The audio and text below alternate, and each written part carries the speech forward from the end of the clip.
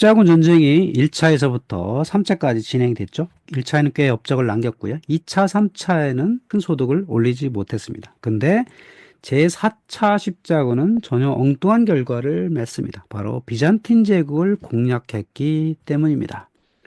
제1차 십자군은 프랑스와 남부 이탈리아 노르만족 중심으로 참가를 했죠. 그래서 예루살렘 왕국을 건설하는 등 나름대로 성과를 거두었습니다. 근데 2차 십자군은 프랑스 왕 루이 17세, 독일 왕 프리드리 1세가 주도했고요. 독일 왕이 익사하는 등 제대로 된 성과를 얻지 못했습니다. 3차 십자군에서는 잉글랜드의 리처드 1세하고 프랑스의 필립 2세가 주도를 했죠. 아크레를 두고 살라딘과 치열하게 싸웠는데 성과가 크진 못했습니다. 그리고 결정적으로 예루살렘을 회복하지 못했죠. 물론 살라딘과 협정을 통해서 순례길에 뚫리긴 했습니다만 유럽인이 보기에 그렇게 만족할 만한 성과라 보기는 어렵다는 거죠. 그래서 2차, 3차 십자군이 실패했다라고 사람들이 인식하게 되고요. 이에 대해서 분노를 하게 됩니다. 당시 교황은 인노켄티우스 3세였는데요. 역사상 가장 강력한 권력을 가졌던 교황입니다. 서유럽의 웬만한 군주들이 이 교황한테 큰소리 칠 수가 없었던 그 정도로 강력한 힘을 가졌던 사람인데 이 사람이 다시 십자군을 외칩니다. 교황은 태양이고 황제는 달이다. 신성로마 제국의 제후들은 황제를 선택할 권한을 가지지만 그 황제가 정당한 자격을 갖추었는지는 교황이 판단한다. 그만큼 교황이 힘이 셌다는 거죠. 그리고 십자군 전쟁에 나갈 제후들도 교황이 결정을 해야 되겠다라는 생각을 하게 된 겁니다. 그 전에 2차와 3차에서는 프랑스 왕과 선출된 신성로마 제국 황제가 십자군에 갔었지만 결국은 자신들의 욕심만 채우거나 제대로 성과를 거두지 못하는 결과를 맺었기 때문에 자신에게 충성하고 직접 통치력을 가진 제후들을 선택해서 보내야 되겠다라고 하는 생각을 갖게 된 겁니다. 그렇게 해서 4차 십자군이 결성이 되는데요. 그러니까 교황의 직접적인 권유에 의해서 이 사람들이 움직이게 된 거죠. 플랑드르 백작 보드엥, 쌍파뉴 백작 티보, 그리고 블루아 백작 루이가 참가하기로 합니다. 제후들이 이렇게 참가를 하게 되면 그 부속 인력들까지 함께 참가를 하는 거죠. 그리고 교황이 늘 하듯이 이 십자군에 1년간 종사한 자에게 전대사를 부여하겠다는 포고령을 내립니다. 그 전에 교황은 십자군에 참가를 해서 사망을 할 경우에 연옥에서 벌이 100% 면제가 되는 전대사를 부여하겠다고 했었는데 인노켄티우스 3세는 1년간 종사만 해도 전대사를 부여하겠다라고 하는 포고령을 내렸기 때문에 상당히 유혹적이죠. 결국은 그렇게 해서 3인의 백작들이 4차 십자군에 가게 된 겁니다. 4차 십자군의 원정의 목적지는 카이로였습니다. 예루살렘을 가봤더니 잘 안 되고 살라딘이라고 하는 위대한 술탄이 있기 때문에 살라딘의 보급로를 차단하고 이집트까지 제패 범위를 확대해 보자라고 하는 목적에서 목적지가 이집트 카이로로 결정이 됐고요. 원정길은 바다로 간다. 육로로 가게 되면 시간도 많이 걸리고 여러 가지 어렵더라. 그러니까 바닷길로 가야 되는데 그 바닷길을 이용할 때 수송을 해줘야 되는데 베네치아 공화국에 일임하자라고 결정이 됩니다. 그전에는 피사와 제노바가 해상 수송을 맡았으나 이번에는 10배의 규모다. 그전에 프랑스 왕이 갈 때 이 제노바와 피사가 담당을 했었거든요. 그런데 그보다 10배의 군대이기 때문에 이거를 담당할 수 있는 국가는 베네치아밖에 없다. 그런 결론에 의해서 베네치아한테 맡기기로 한 겁니다. 그래가지고 베네치아로 십자군의 대표자들이 가가지고 계약을 맺게 됩니다. 4,500명의 기사, 2만 명의 보병을 수송할 배, 4,500필의 말과 9,000명의 종사자 및 마부를 태울 평저선, 사람과 말에 필요한 군량, 이런 것들을 베네치아가 준비한다는 계약이죠.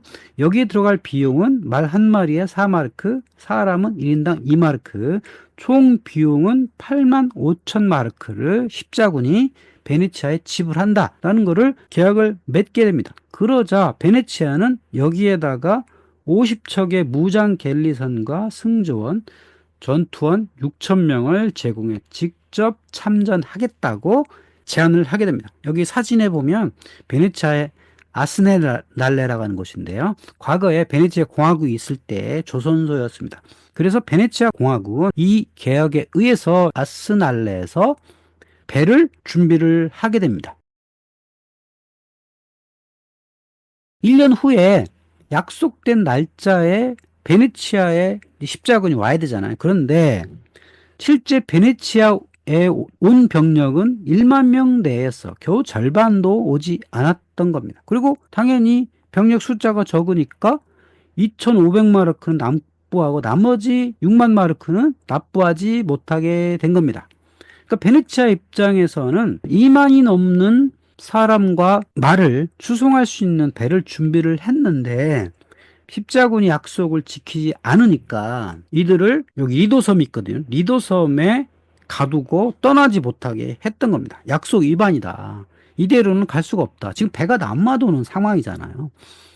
그래서 지금 십자군이 떠나지 못하는 상황에 있게 됩니다. 그때 베네치아의 도제였던 난돌로가 새로운 제안을 십자군에 하게 됩니다. 그 자라라고 하는 아드리아 연안에 항구 도시가 있는데 이 항구 도시를 공략하는데 십자군이 도와준다면 변제 기한을 연기하겠다. 자라가 아드리아 항해를 하는데 굉장히 중요한 도시거든요. 근데 이 도시가 헝가리 왕의 게임에 빠져가지고 베네치아에 저항을 하고 있는 상황인 거예요. 그래서 여기를 공략을 하기로 생각을 한 겁니다. 십자군도 여기에 동의를 해요. 그래서 갤리선 50척, 범선 50척, 평제선 80척, 소형 쾌속 갤리선 20척 포함 200척이 출항을 합니다. 그러니까 십자군이 1만 명, 베네치아군도 1만 명, 베네치아도 직접 참전하겠다고 했으니까요. 그래서 2만 명의 두 세력이 동등한 수준이 돼가지고 일단 자라를 향해서 항해를 떠나게 됩니다.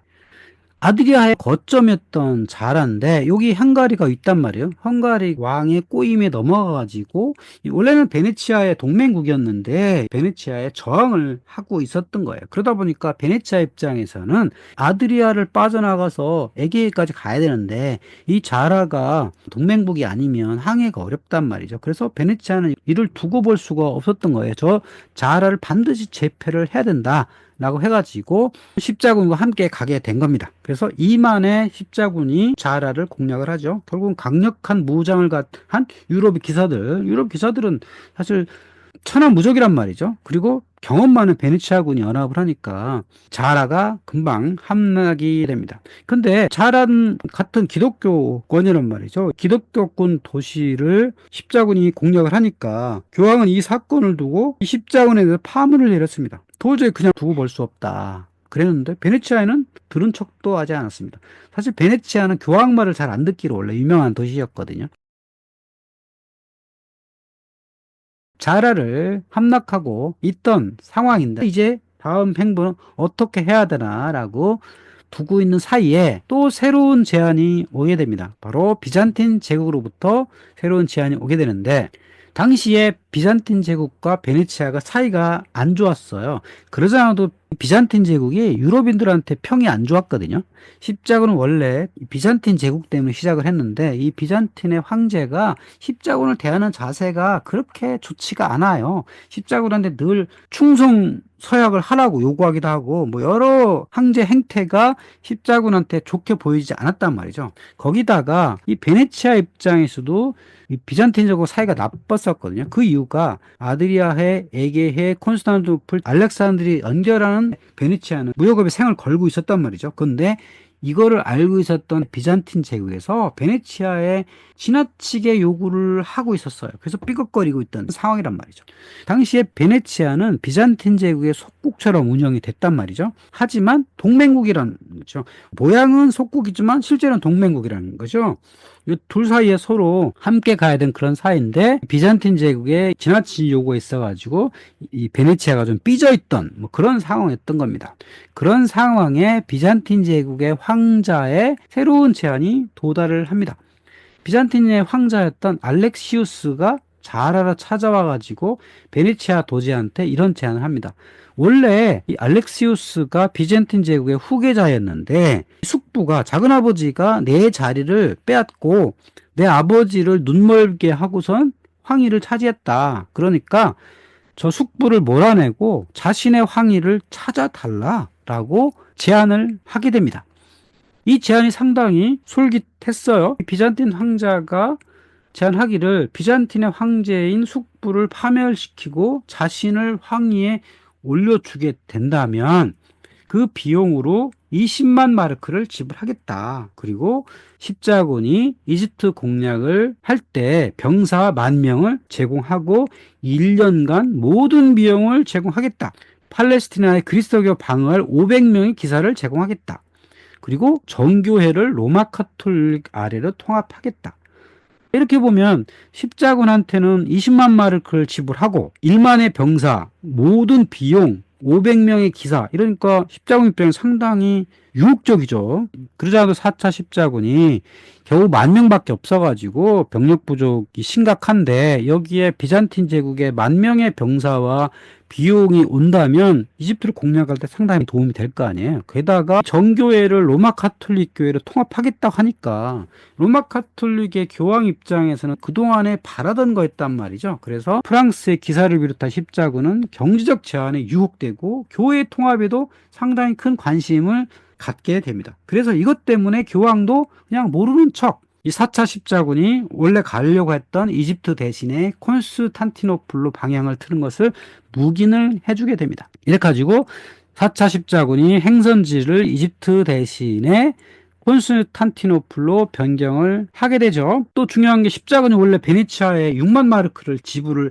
했어야 되잖아요. 거기다가 비잔틴 제국에 제공하겠다는 막대한 자금, 병력, 이집트를 공략하게 될 십자군한테는 놓칠 수 없는, 버릴 수 없는 유혹이었다는 거죠. 결국은 콘스탄티노플로 가게 되고 동서교회를 로마 카톨릭 아래 통합하겠다는 것은 교황에게도 상당히 솔깃한 제안이었다. 이리저리 해가지고 교황도 묵인하게 되고 해서 콘스탄티노플로 가게 된 겁니다. 콘스탄티노플에 가가지고 황제 알렉시우스가 황위를 되찾게 도와줬어요. 십자군의 압력을 하니까 숙부가 물러나고 알렉시우스가 황위를 되찾고 이제 십자군은 원래 약속대로 자금을 기다리면 되겠죠. 십자군을 제국이 마련해주는 자금을 기다렸다. 근데 문제는 이 알렉시우스 황제가 제국을 접수해 보니 나라 내부에 그만한 돈이 없는 겁니다. 약속은 했는데 지불할 돈이 없어요. 그래가지고 차일피일 미루고 있었습니다. 그러자 십자군은 제국이 도저히 약속을 지킬 수 없는 것 같다. 돈도 없고 지킬 마음도 없는 것 같다. 그래서 베네치아와 십자군은 도시를 공략합니다. 원래 이 성이 난공불락했잖아요. 아랍 제국군이 여기를 공략하려다가 못했고 했지만 십자군은 이미 이 골든혼이라고 항구 도시 내에 이미 들어와 있었잖아요. 그러니까 성을 공략하는 건 아주 쉽죠. 도시 약점을 미리 이미 알고 있기 때문에. 그래서 이 도시를 공략을 하게 됩니다. 그렇게 해가지고 1000년이나 유지되었던 콘스탄티노플이 처음으로 같은 기독교권 국가로부터 함락되게 됩니다. 그리스인들은 전 세계 부의 3분의 2가 콘스탄티노플에 있고 나머지가 다른 곳에 있다고 증언했다. 온갖 궁전과 성당은 황금, 은을 비롯한 보물로 치장되어 있었고 도시의 곳곳에는 황금문도 있었다. 그렇게 많은 보물들을 귀족과 군대 기사들이 가져갔고 그 절반은 베네치아가 차지했다. 그러니까 콘스탄티노플에 있던 엄청난 보물들을 귀족과 군대 기사들이 가져가고 그 절반을 베네치아가 가져갔다는 거죠. 베네치아가 가져간 대표적인 보물이 지금 베네치아 산마르코 성당 박물관에 보존해서 전시하고 있는 청동 사두마죠. 이 사두마를 보면 얼마나 잘 만들었는지 알 수가 있어요. 기원전 3세기경에 로도스 섬 사람들이 만들어가지고 델포이에 바쳤다고 하는 그 말입니다. 그리고 베네치아는 그 말고도 엄청나게 많은 물건들을 콘스탄티노플에서 약탈을 해서 가져가게 된 거죠. 결국 이 4차 십자군이 콘스탄티노플을 점령한 거는 결과적으로 아주 나쁜 짓이죠. 하지만 당시에 평가는 그렇게 나쁘지 않았어요. 왜냐하면 비잔틴 제국이 서유럽 쪽에서 볼 때는 그렇게 이뻐 보이지 않았기 때문이죠. 또 두 교회 간에 알력 다툼도 있어 결정적으로 파문을 해가지고 분리가 돼 있던 상태였기 때문에 비잔틴 제국 워낙 미움을 받아가지고 이 4차 십자군이 그러니까 나쁜 평가 받지는 않았다는 거죠. 근데 20세기 들어와서 역사가들에 의해서 4차 십자군이 아주 안 좋은 질 나쁜 짓을 한 걸로 결론이 나 있는 거죠. 콘스탄토플이 프랑스 제후들 중심의 십자군에 의해서 점령이 됐단 말이죠. 이 사람들은 여기서 돈을 가지고 이집트를 공략할 생각이 사라져 버렸어요. 여기서 이미 전리품을 충분히 확보했잖아요. 근데 그러다 보니까 아예 여기를 차지를 하게 됩니다. 그러니까 프랑스 중심의 기사들과 베네치아가 연합을 해서 4차 십자군을 한 거니까 그래서 이 콘스탄티노플에 있었던 여러 재산과 영토를 나눠먹기 한 거예요. 원래는 여기에 우호적인 황제를 세워서 보존을 하려고 했는데 여기에 살던 웬만한 귀족들은 다 죽거나 사라져 버린 거예요. 그래서 결국은 여기를 이 라틴 프랑스 기사들 중심으로 나라를 세우게 된 거예요. 결국은 베네치아의 주도하에 강력한 지지에 의해서 플랑드르 백작 보두행이 이 라틴 제국이라 이름 지어진 곳의 황제로 선출이 됩니다. 그리고 비잔틴 제국의 영토를 나누게 되는데요. 제국의 8분의 5는 제후들에게 분배합니다. 3명의 제후가 있었죠. 그 제후들한테 분배를 하게 되고요. 그러니까 황제가 중심이 돼가지고 봉건 제도니까 여러 영토를 영주들이 가져가는 봉토를 가진 형태를 가져가게 되고 제국의 8분의 3은 베네치아령이 됩니다. 그러니까 베네치아는 육지 영토는 좀 관심이 없었고 통상로의 주요 거점들을 차지하는 형태로 나눠 가지게 된 겁니다. 그러니까 인구가 적은 베네치아는 해양 패권에만 관심을 두게 되었습니다. 이 라틴 제국이 갖고 있었던 서유럽의 병력도 1만 명밖에 안 되잖아요. 1만 명을 가지고 8분의 5를 통치를 해야 되니까 그것도 만만한 일은 아니었던 겁니다. 이렇게 해가지고 라틴 제국과 베네치아 영향권이 만들어지게 됩니다. 제국은 5개 영역으로 분리가 돼요. 수도하고 제국의 중심은 이렇게 라틴인의 제국으로 만들어지게 되고요. 콘스탄티노플에 살던 귀족들이 도망을 쳐가지고 이 소아시아의 니케아를 중심으로 니케아 제국이 만들어지게 되고요. 여기 에피로스가 있죠. 에피로스 중심의 에피로스 공국이 만들어지게 되고 또 흑해 동쪽에 트레부존드라는 지역이 있거든요. 그 지역에 기독교 공국이 만들어지게 되고 베네치아령은 여기 녹색 지방은 해안 영토죠. 4개의 여러 섬들, 크레타 섬을 비롯한 여러 섬들을 베네치아 영으로 해가지고 해안 거점으로 이렇게 나눠지게 됩니다. 이때부터 베네치아의 전성기가 오게 돼요. 그 전까지는 이 비잔틴 제국의 속국처럼 운영이 됐기 때문에 베네치아는 비잔틴 제국에 잘 보여야만 해양 세력으로서의 상업 활동을 잘 할 수 있었는데 라틴 제국이 생겨나니까 라틴 제국과 동맹 관계잖아요. 그러니까 아예 자유롭게 이 항로를 다닐 수 있게 된 겁니다. 베네치아에 출발해서 크레타를 거쳐서 북상을 해가지고 콘스탄티노플로 가고 여기서 흑해를 가로질러서 카파까지 가고 여기서 몽골족과 거래를 할 수 있게 되고요. 또 여기서 동쪽으로 항해를 하면 야파를 거쳐서 알렉산드리아까지 가는 무역로를 완전하게 구축을 하게 된 겁니다. 그래서 이 카파에서는 몽골군이 얻은 슬라브족 노예들을 사가지고 알렉산드리아에 팔고 알렉산드리아에는 이 중동에 나온 여러 선물들과 동양에서 온 향신료 같은 것들을 구입해서 콘스탄티노플에 제공하기도 하고 아니면 베네치아로 가져와서 유럽에 전하기도 하고 이런 형태로 무역로가 만들어지게 됩니다. 그래서 베네치아 공화국의 전성기 시대에 이렇게 무역로가 만들어집니다. 베네치아는 비록 이 롬바르디 작은 지역이지만 실제로 해양 쪽에 더 많은 영토가 있었습니다. 이스트리아 있었고 라고사 공화국 쪽에 있었고 펠로폰네소 반도에 있었고 크레타 있었고 키프로스까지 콘스탄티노플의 남단까지 이렇게 해서 해양 영역을 거대하게 확보할 수 있었던 겁니다. 자라, 스플리트, 라고사, 코르프, 몬도네, 크레타, 아코, 콘스탄티노플 이렇게 해가지고 베네치아의 해양 영토가 있었고요.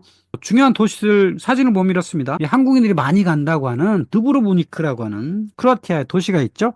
여기 보면 구시가지 성벽이 이렇게 있거든요. 이 성벽은 베네치아인들이 만든 거예요. 원래는 여기 라구사 공화국이라고 하는 자치공화국이 있었어요. 근데 베네치아의 속국이었던 거죠. 베네치아의 해양 패권을 위해서 만들어졌던 라구사 공화국이에요. 이 성체는 베네치아인들이 쌓고 오스만 제국과 치열한 싸움에서 견뎌냈던 그런 곳이라고 할 수가 있겠고요. 또 여러 도시들이 있죠. 크레타에 가보면 이라클리온이라는 성체가 있고, 코르프 섬에도 성체가 있고, 그리스의 나프폴리오에도 베네치아의 성체가 있고요. 나프팍토스라는 데도 있고. 그래서 이 동지 중에 상당 지역, 섬이나 해안가에 있는 여러 도시들에는 이렇게 베네치아인들이 만든 성체들이 지금도 있어요. 과거에 베네치아가 해양 패권을 가졌을 때 만들어 놓은 흔적이라고 할 수가 있습니다. 베네치아가 동지 중에 무역로를 만들었었고, 또 그 경쟁 도시였던 제노바도 이 서지중해를 중심으로 지중해 무역을 했죠. 제노바도 콘스탄티노플을 거쳐서 흑해까지 했었고, 동지중해를 했었고, 또 제노바의 강점 중에 하나는 지브롤터협을 거쳐서 유럽까지 가가지고 모직물을 수입해오는 이런 거가 있었다는 거죠. 결국은 십자군 시대 이후 대항해 시대가 열리기 전까지, 그러니까 12세기, 13세기부터 16세기, 17세기까지 지중해 무역은 유럽을 살찌우는 원동력의 역할을 했다는 거죠. 그래서 목재, 모직물, 유리제품 같은 것들을 동방에 팔고, 동방으로부터 향신료, 면직류, 비단, 도자기 이런 것들을 유럽에 가져오는 무역 역할을 하게 되었다는 겁니다. 그리고 베네치아 대표 상품이 유리였죠. 베네치아가 보면 무라노라고 하는 섬이 있는데, 무라노에 보면 유리 공방들이 많아요. 유리를 만들어 가지고 동방에 수출했던 그런 것이죠. 여기 그림이 있는데요. 김득신이 그린 밀희투전이라고 하는 그림을 보면 안경 쓴 남자가 있어요. 그러니까 조선 말기에 안경이 들어왔다는 거죠. 안경이 어디서 왔겠어요? 아마도 베네치아 같은 데서 유리가 만들어져 가지고 이것이 동쪽으로 전해져서 이 조선에도 이 안경이 들어올 수 있게 되었다는 겁니다. 베네치아가 보면 독일 상관이라는 곳이 있거든요. 리알토 다리가 있는데 다리 옆에 독일 상관이 있어요. 이 건물은 여기다 배를 바로 댈 수 있잖아요. 여기에 1층에 공간이 있어요. 공간이 있다는 건 여기서 상업활동이 이루어졌다고 하는 거죠. 유럽 상인들이 여기 있다가 아시아에서 온, 동지중에서 온 상품들을 여기서 거래를 할 수 있는 그런 게 있었다는 거죠. 십자군 이후에도 예루살렘 순례길은 열려 있었습니다. 살라딘이 예루살렘 순례를 오는 걸 보장하겠다 한 이후에 순례는 보장이 되었습니다. 아랍인들은 유럽인의 예루살렘 성지 순례를 막지 않았어요. 그리고 예루살렘 내에는 이슬람의 성지도 있잖아요. 그러니까 굳이 이걸 막을 필요 없는 거고, 또 통해서의 명목으로 돈도 받을 수 있었는데 굳이 막을 필요가 없었겠죠. 그래서 이 성지 순례는 계속되었다. 십자군이 끝난 이후에도 성지 순례는 사람들이 할 수 있었다. 물론 쉽게 할 수 있던 건 아니에요. 상당히 위험도 있었고 비용도 많이 들었어요. 여기 보면 13세기에 밀라노인 산토 브라스카가 기록을 남긴 건데요. 베네치아를 이용을 해서 예루살렘 순례를 다녀온 기록이에요. 예루살렘 성지 순례 최소 비용은 60두카토였다. 베네치아에서 야파까지 뱃삭시 40두카토, 성지와 성유적 관람료가 15두카토, 성지에 머무는 20일 경비가 5두카토였다. 성유적 관람료, 이거는 무슬림들한테 내는 거예요. 야파까지 뱃삭, 요것은 베네치아에 내는 거고, 그래서 두카토를 환산을 해보면 총 경비가 1,300만 원 정도 되는 거예요. 그리고 기간은 6에서 12개월 소요, 한 1년 걸린다는 거예요. 그리고 살아 돌아올 확률이 50%였다는 거죠. 상당히 많은 사람들이 이동 중에 사고도 있고 강도를 맞을 수도 있고 병으로 죽을 수도 있고 여러 가지 위험 요인도 상당히 많았다는 거죠. 그 위험 요인을 줄여준 것, 성지 순례를 갈 수 있게 도와준 건 바로 베네치아였다는 거죠. 독일의 콘스탄틴에 출발한 순례자가 베네치아에 가면 성지 순례를 가는 배가 있어요. 물론 성지 순례용 배가 있는 게 아니라 여러 상업 배인데 거기에 타가지고 예루살렘까지 갔다 오는 거죠. 물론 이렇게 안전하지는 않았다는 거죠. 2년의 기간, 2천만 원 정도의 비용이 소요가 됐고 돈도 많이 들고 또 상당히 위험했다는 거죠. 프랑스 사람, 영국 사람들이 많이 갔을 거 아니에요. 성지 순례를 보면 프랑스 사람들이나 영국 사람들 가기 제일 좋은 건 프랑스 남부에 있는 항구 도시란 말이죠. 그 제노바나 마르세유도 순례형 패키지를 운영을 했어요. 근데 베네치아만큼 세계적이지 않았다는 거죠. 베네치아가 유럽인들한테 성지 순례를 갈 수 있는 최고의 순례 패키지를 제공하는 안전한 국가였다고 하는 거죠. 이게 기록에 남아있다는 겁니다. 십자군은 르네상스 시대 돌에 큰 영향을 끼칩니다. 르네상스는 15세기부터 16세기까지 이탈리아 북부에 주로 일어났던 현상이잖아요. 그럼 왜 이탈리아 북부에 르네상스 도래를 했느냐? 이걸 따져보면 이래요. 크게 보면 세 가지로 볼 수가 있어요. 첫 번째는 동방에서 온 고대 지식이 있었다. 고대 지식은 한 갈래는 스페인을 통해서 똘레도 번역학교에서 아랍인을 통해서